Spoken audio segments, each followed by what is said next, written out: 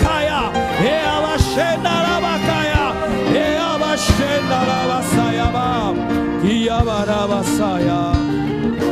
I surrender.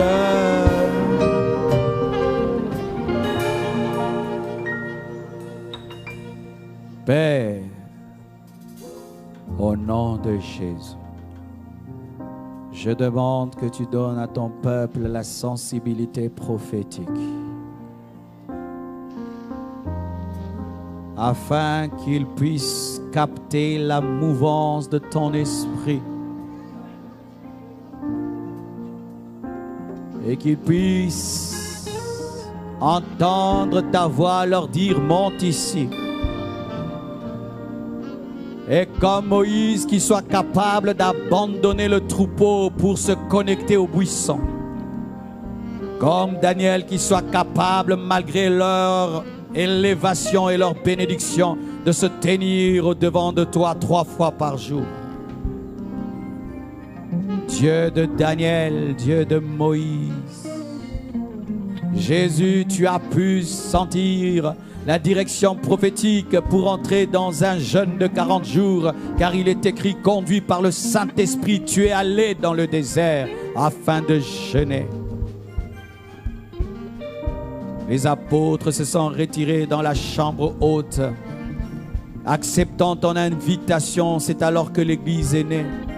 Que mon frère comprenne qu'en refusant ton invitation, il est en train de rater sa destinée et passer à côté de la vie abondante.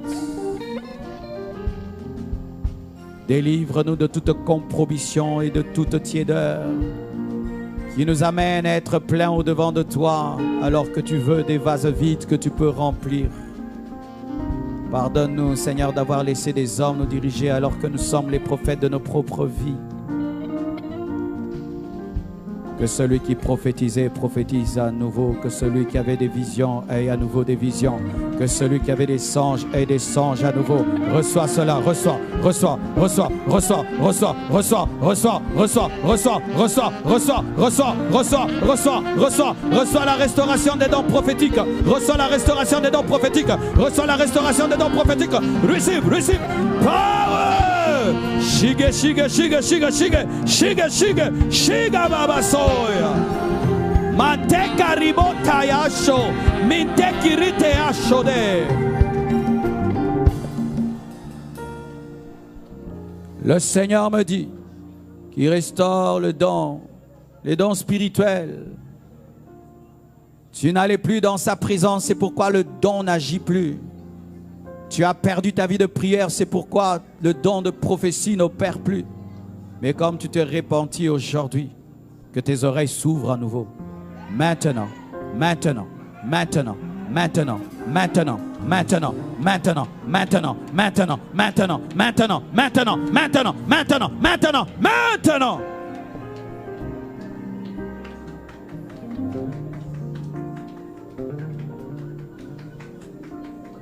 Deviens passionné de Dieu comme Marie.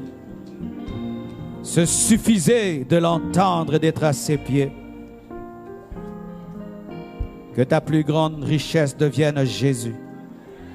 Et que rien ni personne ne puisse t'amener à accepter une idole dans ton cœur. Vous tous qui avez des idoles dans vos vies, des choses, des personnes que vous aimez plus que Jésus, aujourd'hui vous devez les détruire, les anéantir. Car le champ ne doit pas prendre la place du roi. Les 5 bœufs ne peuvent pas prendre la place du roi. Et ton mari, ta femme, tes enfants ne peuvent prendre la place du roi. Vous êtes bénis.